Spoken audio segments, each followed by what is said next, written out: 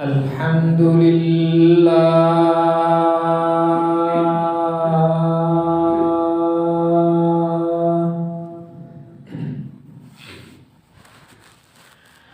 الحمد لله نحمده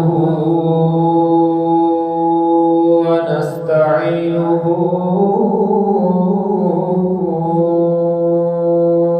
ونستغفره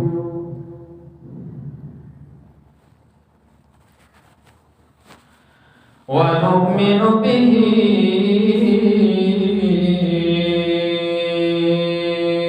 ونتوكل عليه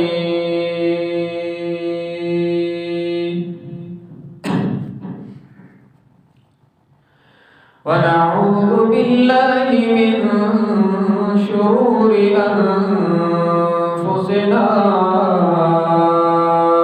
ومن سيئات أعمالنا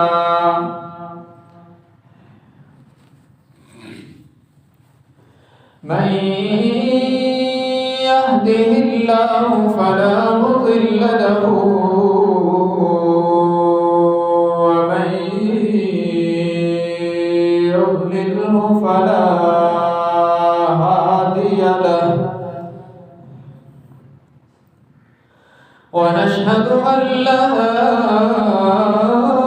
إله إلا الله وحده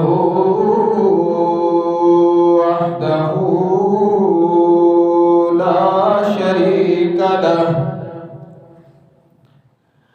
ونشهد أن سيدنا وسندنا وشفيعنا وقائدنا الأعظم وهادينا ومرشدنا ومأوانا وملجأنا ومولانا محمدا عبده ورسوله أرسله بالحق بشيرا ونذيرا وداعيا إلى الله بإذنه وسراجا منيرا وصلى الله تعالى عليه وعلى آله وأصحابه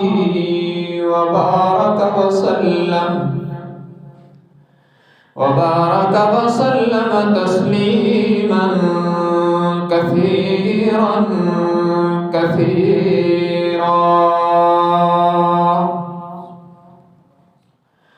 أما بعد فأعوذ بالله من الشيطان الرجيم بسم الله الرحمن الرحيم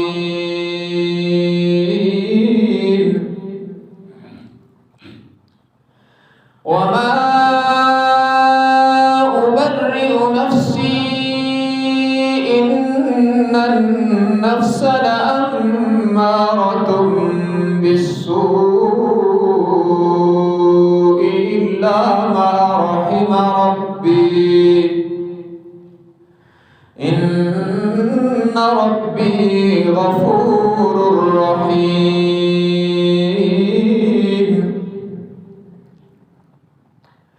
وقال الملك ائتوني به أستخلصه لنفسي فلما كلمه قال إنك اليوم لدينا مكين أمين قال اجعل لي على خزائن الأرض إني حفيظ عليم وكذلك مكنا ليوسف في الأرض يتبوأ منها حيث يشاء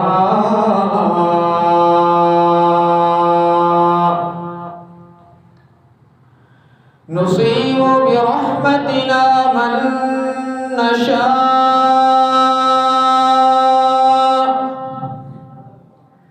إنا لا نضيع أجر المحسنين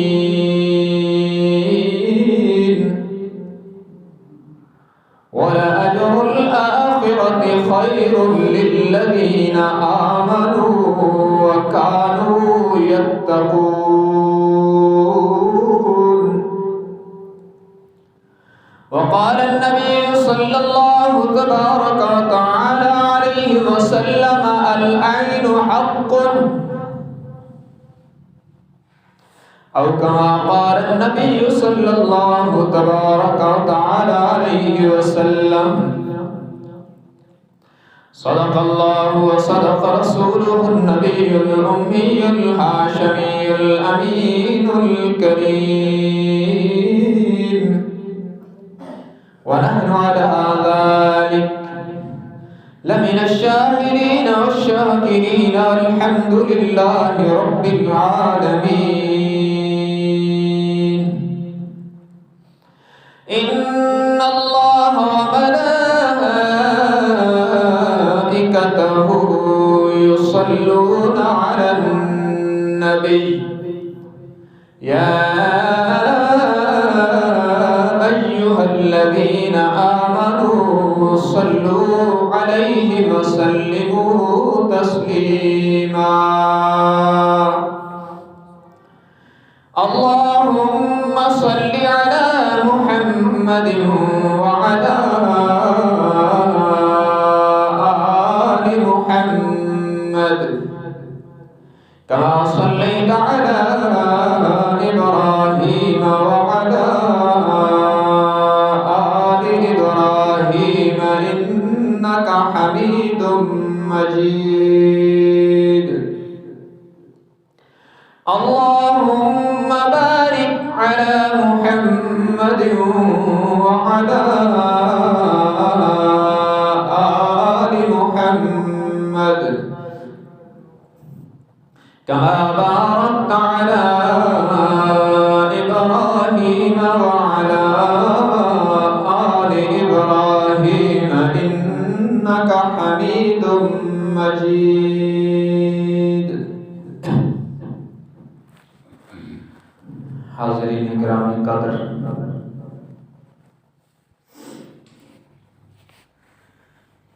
حضرت یوسف علیہ السلام کا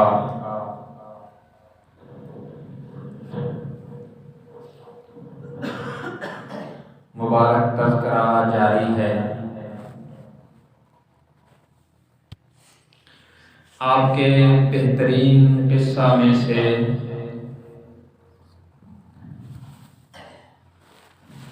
8 مرحلے تفصیل کے ساتھ بیان ہو چکے ہیں. 9ویں مرحلے پر گفتگو جاری ہے. جب مصر کی عورتوں سے تفتیش کے بعد اور بادشاہ وقت کے سامنے زلیخا کے اقرار کے بعد حضرت یوسف علیہ السلام عوام و خواص کی نظر میں بری ہو کر جیل سے باہر آئے اور بادشاہ وقت کے دربار میں جانے لگے. تو آپ نے غسل فرمایا اور نیا لباس زیب تن فرمایا، جس سے قیامت تک کے لیے ہمیں یہ قانون سمجھ میں آیا کہ جس جگہ جانا ہو اس کے مطابق لباس پہننا بھی سنت کے خلاف نہیں بلکہ سنت کے مطابق ہے۔ اور پھر حضرت یوسف علیہ السلام نے دعا فرمائی، اللہم انی اسألک بخیرک من خیرہ وَأَعُوذُ بِكَ بِقُدْرَتِكَ وَعِزَّتِكَ مِنْ شَرِّهِ،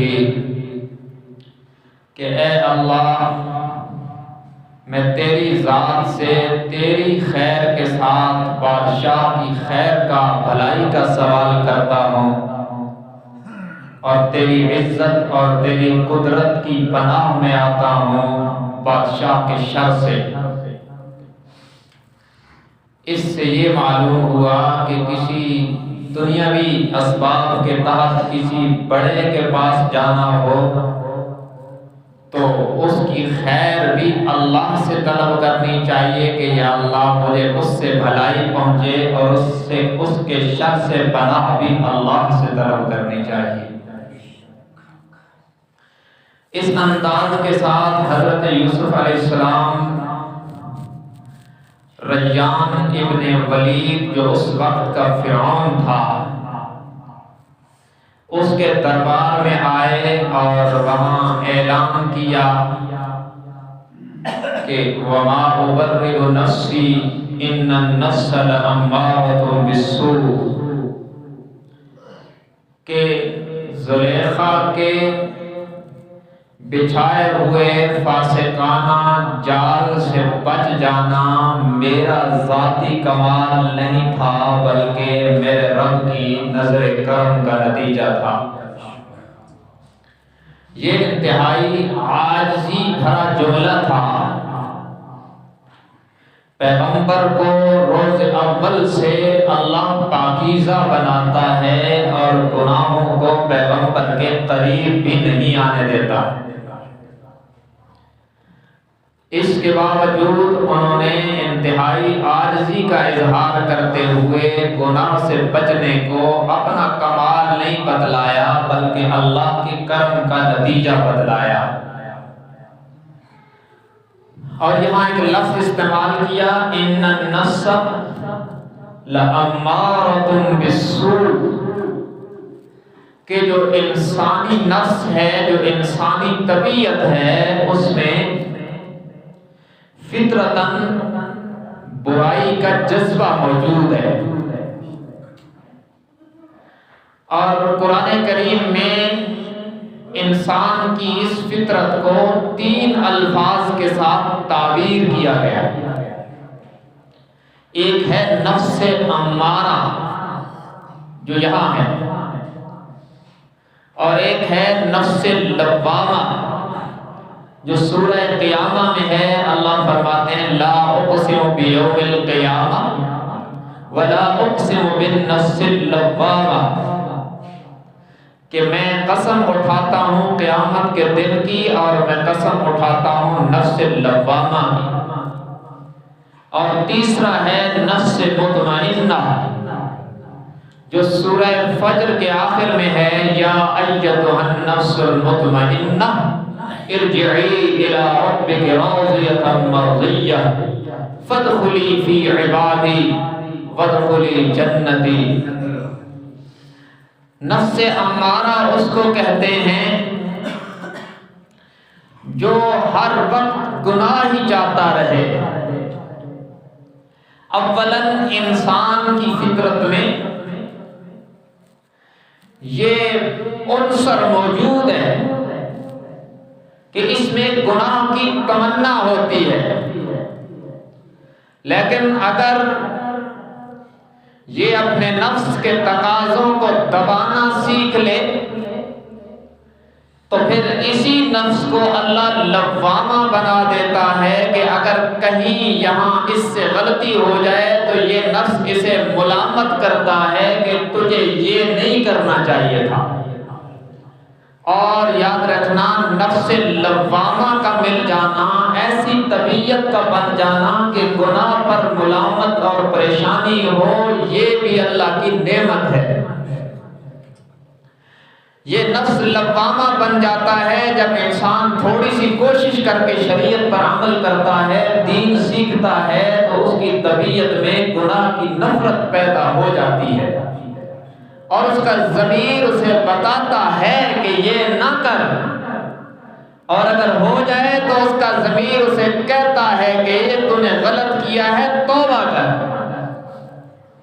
اور اگر تھوڑا اور مجاہدہ کر لے، نماز کی پابندی کرے، دیگر ارکان کی پابندی کرے، ذکر کی پابندی کرے، مجاہدہ تھوڑا سا اور کر لے، تو پھر اللہ اس کو نفس مطمئنہ عطا کرتا ہے جس کی چاہت گناہ نہیں نیکی بن جاتی ہے، کیونکہ نفس کو انجوائمنٹ چاہیے۔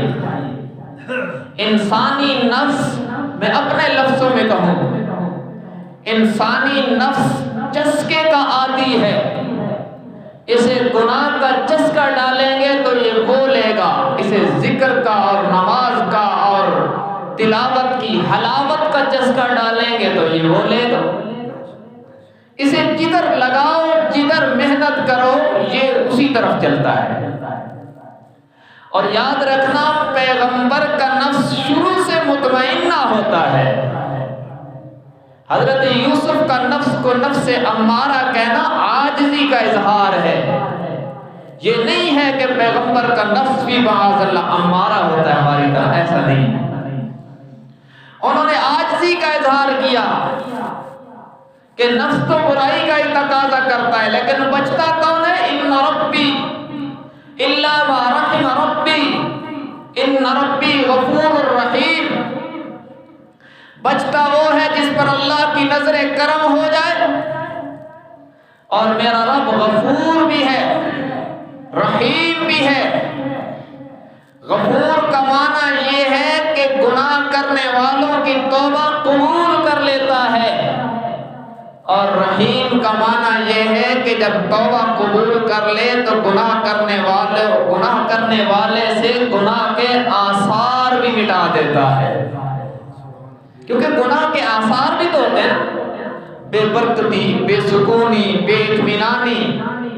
جب بندہ توبہ کر لیتا ہے تو غفور کا تقاضا ہے کہ معاف کر دے، رحیم کا تقاضا ہے کہ گناہ کے منفی اثرات بھی مٹا دیتا ہے۔ جب بادشاہ نے حضرت یوسف علیہ السلام کی یہ تقریر سنی نا، تو اس نے عزیز مصر سے حضرت یوسف کو لے لیا، کیونکہ اب تک حضرت یوسف عزیز مصر کے غلام تھے، اور اس نے اپنے خیال کے مطابق اپنے نوکر کو جیل میں ڈال رکھا تھا، لیکن بادشاہ وقت نے کہا کہ اب یوسف مجھے دینا ہوگا۔ عزیز مصر نے بادشاہ وقت کو حضرت یوسف قیمتاً دیے یا ہدیتاً دیے، قرآن میں اور مستند روایات میں اس کی صراحت موجود نہیں ہے، لیکن اتنی بات قرآن میں موجود ہے کہ عزیز مصر سے اس نے لے لیا اور اس نے کہا اب یوسف میرا ہی ہے۔ قال الملك ائتوني به استخلصه لنفسي فلما كلمه قال انك اليوم لدينا مكين امين۔ اس نے کہا یوسف کو میں خالص اپنے لیے خاص کر رہا ہوں، آج کے بعد یوسف عزیز مصر کا نہیں میرا ہی ہوگا۔ اور دربار میں حضرت یوسف علیہ السلام بڑی شان و شوکت سے آئے، پیغمبر کا پرجمال چہرہ، نبی ابن نبی، اس کا اپنا روب ہے۔ اور پھر جب حضرت یوسف علیہ السلام نے بادشاہ سے بات کی نا، یہ ریان ابن ولید بادشاہ مصر وقت کا فرعون کئی زبانیں جانتا تھا، لیکن یہ اس وقت حیران ہو گیا کہ جیل سے رہا ہونے والا قیدی اس سے زیادہ زبانیں جانتا تھا۔ حضرت یوسف علیہ السلام نے پہلے اس کو عربی زبان میں سلام کیا، السلام علیکم ورحمۃ اللہ وبرکاتہ، اور اللہ کی شان کے یہ بہت ساری زبانیں جانتا تھا لیکن عربی نہیں جانتا تھا۔ مصر ویسے بھی افریقہ کا علاقہ ہے، وہاں عربی بولی جاتی ہے لیکن خالصتاً عرب نہیں ہے تاریخ کے لحاظ سے۔ تو یہ بادشاہ عربی نہیں جانتا تھا اور عبرانی بھی نہیں جانتا تھا جو کنعان والوں کی زبان تھی۔ حضرت یوسف نے پہلے عربی میں سلام کیا، پھر عبرانی زبان میں اس کو دعا دی۔ تو وہ حیران ہو گیا کہ یہ بندہ مجھ سے بھی زیادہ زبانیں جانتا ہے، کتنا قابل بندہ ہم نے جیل میں ڈال رکھا ہے۔ پھر حضرت یوسف علیہ السلام نے جب اس سے بات کی اور وہ خوابوں کی تعبیر پر ڈسکس ہوئی، اس نے کہا اچھا یہ ہوگا تو پھر اس کا مطابق کیا ہوگا۔ حضرت یوسف علیہ السلام نے اس کے سامنے ایک حقیقی نظام پیش کیا، یہ والا نہیں کہ ہم آئیں گے تو ملک زمین سے اٹھ کر آسمان پہ چلا جائے گا اور جب آتے ہیں تو پچھلوں کی کسر بھی پوری کر جاتے ہیں، ایسا نہیں تھا۔ اللہ کے پیغمبر جو کہتے ہیں وہ 100% ٹھیک ہوتا ہے۔ پوری ترتیب بتائیے کہ قحط پڑے گا، بارشیں ہوگی تو یوں کریں گے، قحط پڑے گا تو یوں کریں گے۔ حضرت یوسف نے اس کو بتایا، جو پیچھے آپ پڑھ بھی چکے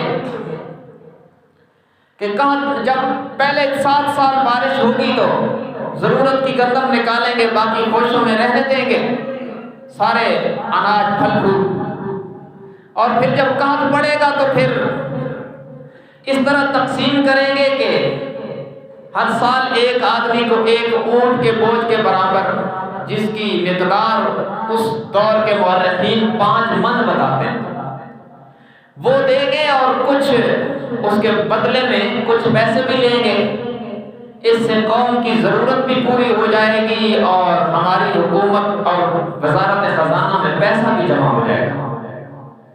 تو بڑا خوش ہوا ریان ابن ولید۔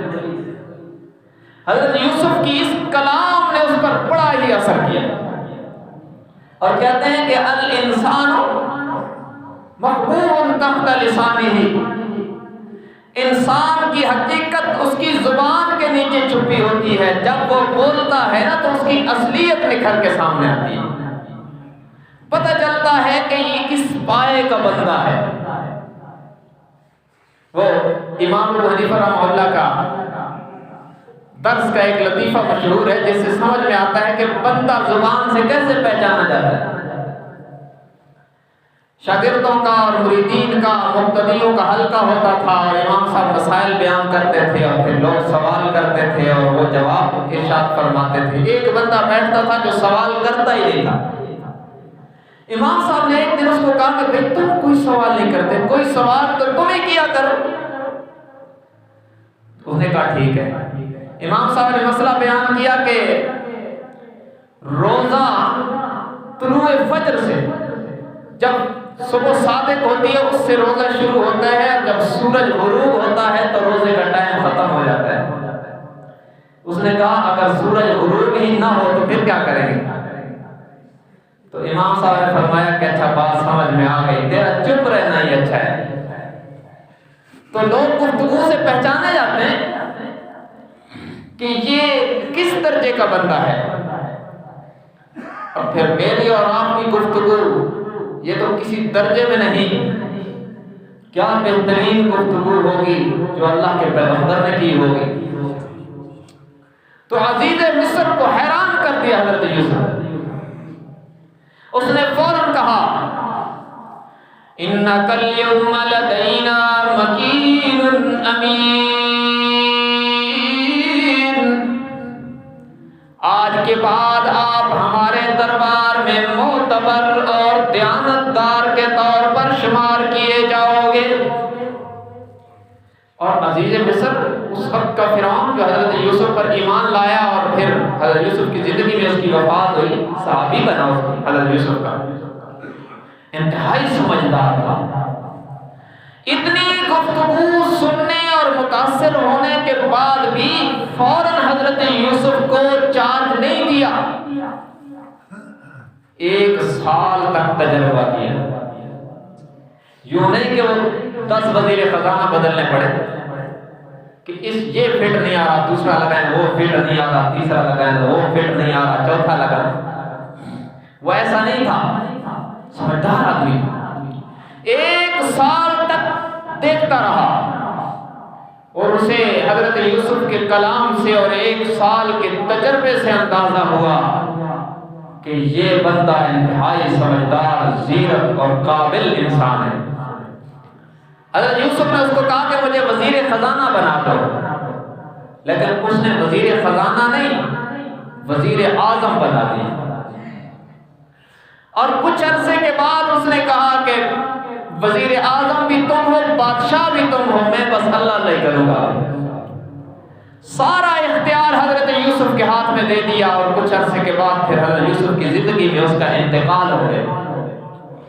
ایمان قبول کرنے کے بعد اس کو اللہ نے وفات نصیب کی. شاید اسے ایمان شاید اس لیے نصیب ہوا کہ پیغمبر کی قدر کی اس نے. ادب بڑی چیز ہے، بے قدروں کو اور بے ادبوں کو کچھ نہیں ملتا، ادب والے بہت کچھ لے جاتے ہیں. تو حضرت یوسف کی قدر کی، اللہ نے ایمان نصیب کر دیا اور صحابی بن کر صحابیت کا شرف پا کے دنیا سے گیا ہے.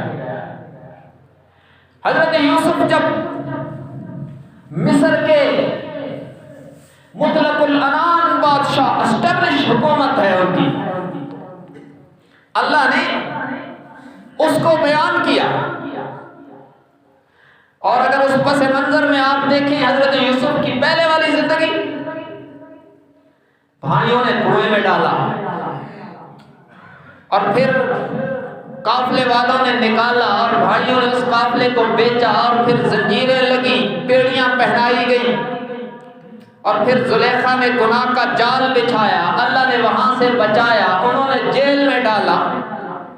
کن مصیبتوں سے گزر کے آئے ہیں اور اب پھر مصر کے شاہی تخت پر جب بادشاہ بن کے بیٹھے تو پھر اللہ نے کہا وَكَذَلِكَ مَكَّنَّا لِيُوسُفَ فِي الْأَرْضِ وَكَذَلِكَ مَكَّنَّا لِيُوسُفَ فِي الْأَرْضِ يَتَبَوَّأُ مِنْهَا حَيْثُ يَشَاءُ. ہم نے جیسے اپنے بندے یوسف کو کنعان کے کنویں سے نکالا، مصر کے بازار سے گزار کر شاہی محل میں پہنچایا، پھر جیل میں گئے، ہم نے وہاں سے بھی اپنی قدرت سے نکالا اور آج دیکھو نا پھر ہم نے اپنے بندے کو تخت پہ بٹھا دیا ہے. ہم یوں انتظام کرتے ہیں، یوں ساتھ دیتے ہیں ان کا جو ہمارا پلہ نہیں چھوڑتے ہیں، جو ہمارے دامن سے وابستہ رہتا ہے. پریشانیاں اور مصیبتیں آتی رہتی ہیں لیکن اگر وہ ثابت قدم رہے تو ہم دنیا میں بھی سر بلند کر کے دکھا دیا کرتے ہیں. وہ جو کبھی جیل کی سلاخوں میں بند اسیری اور قید کی زندگی گزار رہے تھے، فرمایا یتبوأ منہا حیث یشاء. ہم نے یوسف کو اتنا با اختیار بنایا کہ پوری مملکت میں جہاں چاہتے تھے دورے کرتے تھے، کوئی روکنے والا نہیں تھا. فرمایا ہم نے قید سے نکال کر اتنی آزادی دی کہ پھر اس زمانے میں اس آزادی کی مثال نہیں ملتی تھی. لیکن پیغمبر کا امتحان ابھی ختم نہیں ہوا. لیکن آپ کے ذہن میں سوال بھی تو آئے گا کہ وقت کے بادشاہ ہیں، جس جگہ کا چاہے دورہ کر سکتے ہیں. قرآن کہتا ہے یتبوأ منہا حیث یشاء، دورے کرتے تھے جہاں کے چاہتے تھے. تو ایک دورہ کنعان کا بھی کر لیتے. پتہ تھا اللہ کے پیغمبر کو وحی کے ذریعے میرا باپ کتنا غمگین ہے اور کیسے جدا کیا گیا.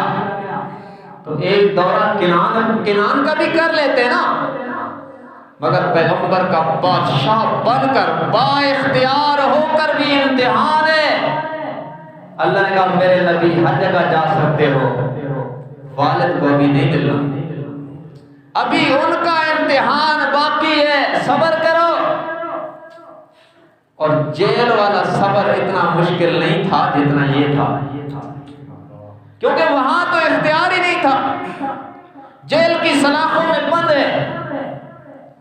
تو بندہ سوچتا ہے چلو جیل میں ہوں، نہیں مل سکتا، مجبور ہوں. لیکن پیغمبر کا بڑا امتحان اب ہے، ہر جگہ جانے کا اختیار ہے، خود بادشاہ وقت ہے، مگر اللہ نے کہا ہر جگہ جانا ہے لیکن والد کو نہیں ملنا. اور مجال ہے کہ پیغمبر اس کا سوچے بھی سے.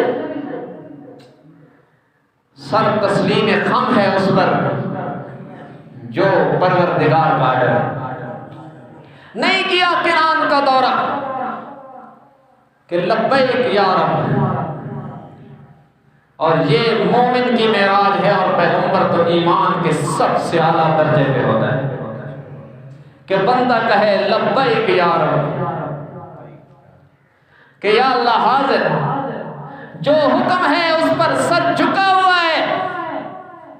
اس میں مزہ ہے کہ بندہ ہر حال میں کہے نہ ہجر ہے اچھا نہ وصال اچھا ہے، نہ ہجر ہے اچھا نہ وصال اچھا ہے، جس حال میں رب رکھے وہی حال اچھا ہے. رضا بالقضاء، اپنے متعلق ہر فیصلے پر اللہ پر راضی رہنا اور زبان پر کلمات شکر کا مجلتا رہنا، یہ مومن کو کمال تک پہنچا دیتا ہے. اور حضرت یوسف کی زندگی میں یہ صفت ہر مرحلے پر نظر آتی ہے. کسی موقع پر بھی پیغمبر کی زبان پہ یوں نہیں آیا کہ میرے رب دیکھ تو صحیح کیا کر دیا آپ نے. نہیں، ہر موقع پر کہا. ان کے عمل نے اور ان کے کردار نے بتلایا لبیک یا رب، حاضر. جو حکم ہے اس پر سر تسلیم خم ہے. کنویں میں ڈلواؤ کہ بیڑیاں پہناؤ کہ جیل میں بھجواؤ، ہم پیدا ہی اس لیے ہوئے کہ جب تک سانس میں جسم میں سانس ہے آپ کی منشا پوری ہوتی رہے. تو اللہ اس منظر کو بیان کرتے ہیں وَكَذَلِكَ مَكَّنَّا لِيُوسُفَ فِي الْأَرْضِ يَتَبَوَّأُ مِنْهَا حَيْثُ يَشَاءُ. ہم نے یوسف کو با اختیار بنایا، ہر جگہ دورے کرتے تھے جہاں جاتے تھے. نُصِيبُ بِرَحْمَتِنَا مَن نَّشَاءُ وَلَا نُضِيعُ أَجْرَ الْمُحْسِنِينَ.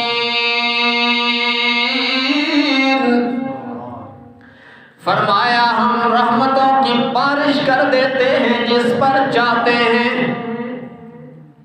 اور ہم وفاداروں کی قدردانی کرنا بھی جانتے ہیں. ہم وفا کرنے والوں کا اجر ضائع نہیں کرتے. وَلَا نُضِيعُ أَجْرَ الْمُحْسِنِينَ، ہم احسان کرنے والوں کا اجر ضائع نہیں کرتے. اور احسان کیا ہے؟ مشہور روایت ہے مشکات شریف کے اندر، حدیث جبرائیل جس کو ام السنہ بھی کہتے ہیں. حضرت جبرائیل علیہ السلام نے انسانی شکل میں آ کر صحابہ کے سامنے حضور علیہ السلام سے مختلف سوالات کیے، صحابہ کو سوال کا طریقہ سکھانے کے لیے. اس میں مختلف سوالات تھے، میں اس کی تفصیل میں نہیں جانا چاہتا. اس میں ایک سوال یہ بھی تھا، حضرت جبرائیل علیہ السلام نے نبی علیہ السلام سے پوچھا مل احسان. اللہ کے رسول فرمائیے نا احسان کیا ہے؟ فرمایا ان تعبد اللہ کأنک تراہ فإن لم تکن تراہ فإنہ یراک۔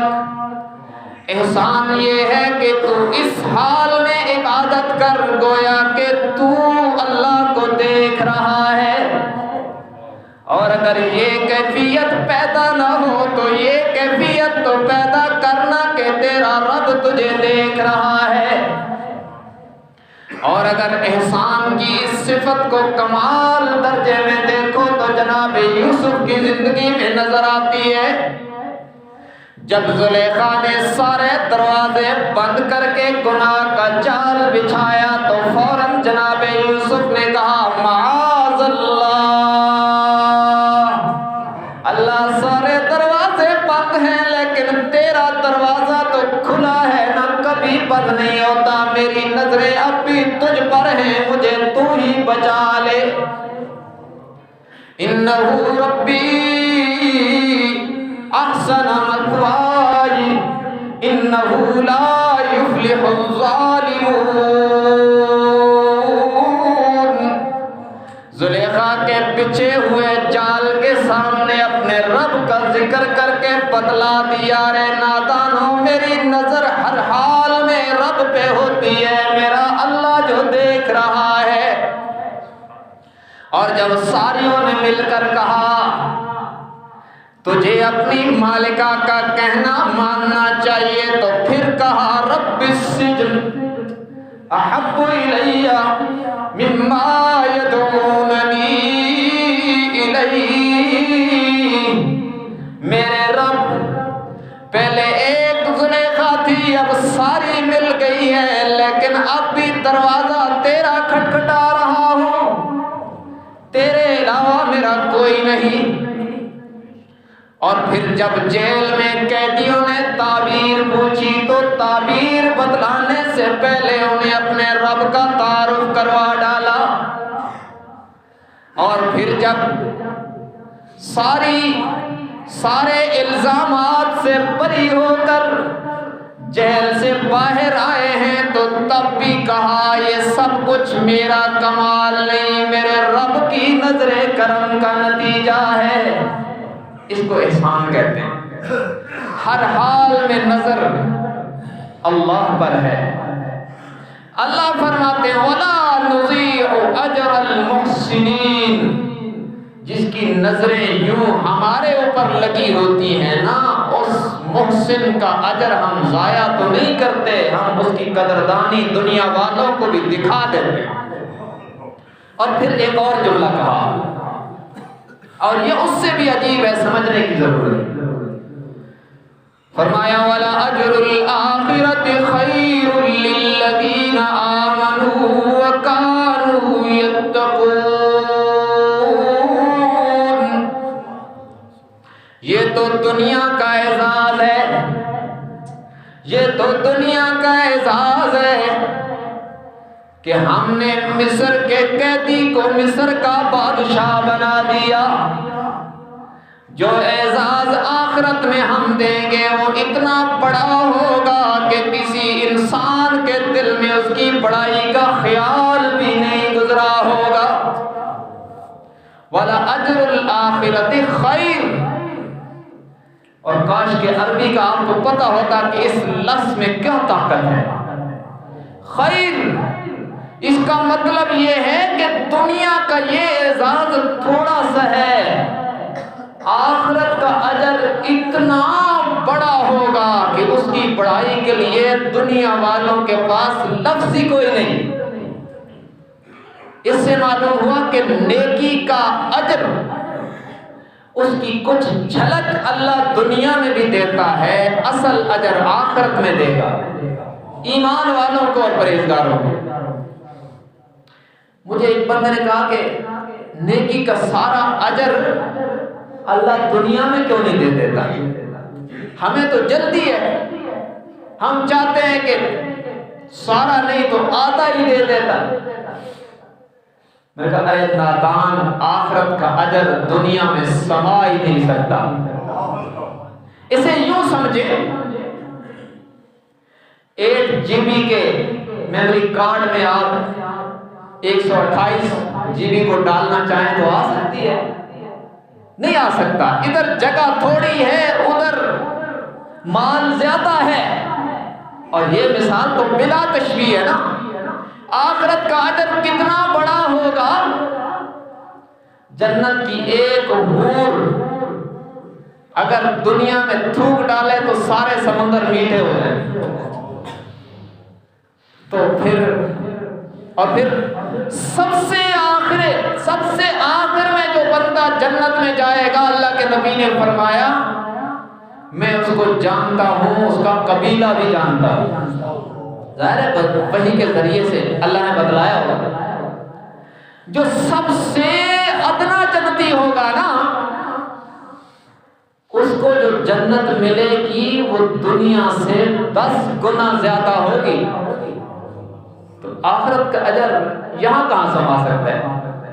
ادھر میموری اتنی نہیں ہے جتنا وہاں سے ملنا ہے، اس لیے جتنا یہاں سما سکتا ہے اللہ نیکوکاروں کو اتنا دنیا میں دیتا ہے، آخرت میں اتنا دے گا جس کو لفظوں میں لانا دنیا میں کسی انسان کے بس میں نہیں ہے۔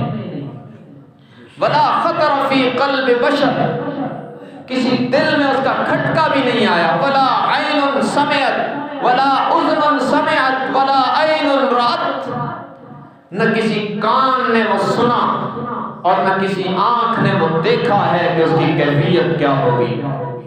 فلا تعلم نفس ما اخفی لهم من قرۃ اعین، فرمایا کوئی نفس نہیں جانتا کہ ہم نے ان کی آنکھوں کی ٹھنڈک کے لیے کیا کیا انتظام کر رکھا ہے۔ اللہ کا بڑا اکرام ایمان والوں کے لیے تیار ہے، اللہ ہم سب کو نصیب فرمائے۔ ملے گا ایمان اور تقوی کی شرط پر۔ وَلَأَجْرُ الْآخِرَةِ خَيْرٌ لِّلَّذِينَ آمَنُوا وَكَانُوا يَتَّقُونَ، فرمایا آخرت کا اجر بہت بہترین ہوگا ان لوگوں کے لیے جو ایمان لائے اور تقوی کے ساتھ زندگی گزارتے رہے۔ اچھا، لوگ سمجھتے ہیں کہ تقوی تو جناب کوئی بہت بڑا پہاڑ ہے اور یہ بڑے بڑے لوگوں کا کام ہے، عام بندے کے بس کی بات نہیں ہے۔ یاد رکھنا تقوی کس کو کہتے ہیں؟ یہ کوئی مشکل اصطلاح نہیں ہے، احتیاط کے ساتھ شریعت پر عمل کرنے کا نام تقوی ہے۔ احتیاط کے ساتھ شریعت پر عمل کرنے کا نام تقوی ہے۔ کوئی مشکل کام تو نہیں ہے کہ اس کو سمجھنا مشکل ہو، اس کو زندگی میں لانا مشکل ہو۔ بس تھوڑی سی احتیاط کر کے شریعت پر عمل کر لیں تو تقوی ہے، اور اس تقوی پر بہت بڑے بڑے وعدے کر رکھے ہیں اللہ نے۔ ایمان والوں کے ساتھ بھی مدد کا وعدہ صبر اور تقوی کی شرط کے ساتھ ہے۔ ہر جگہ مسلمان کیوں پٹ رہا ہے؟ کلمہ تو پڑھتے ہیں، تقوی کی حقیقت سے محروم ہے۔ تو اس لیے میرے بھائیوں، ہمیں سبق ہے حضرت یوسف علیہ السلام کے اس مقدس تذکرے سے،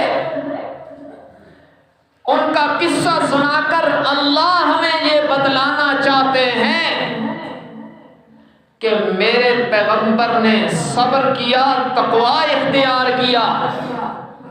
تو تم قرآن میں دیکھ رہے ہو نا کہ بکتے بکاتے ہوئے جیل میں آیا اور پھر ہم نے جیل سے نکال کے تخت پہ بٹھایا اور تمہیں اس لیے بتلایا کہ تم اس طرز پہ چلو گے تو اللہ تمہیں بھی دنیا اور آخرت میں بلند کر کے دکھائے گا۔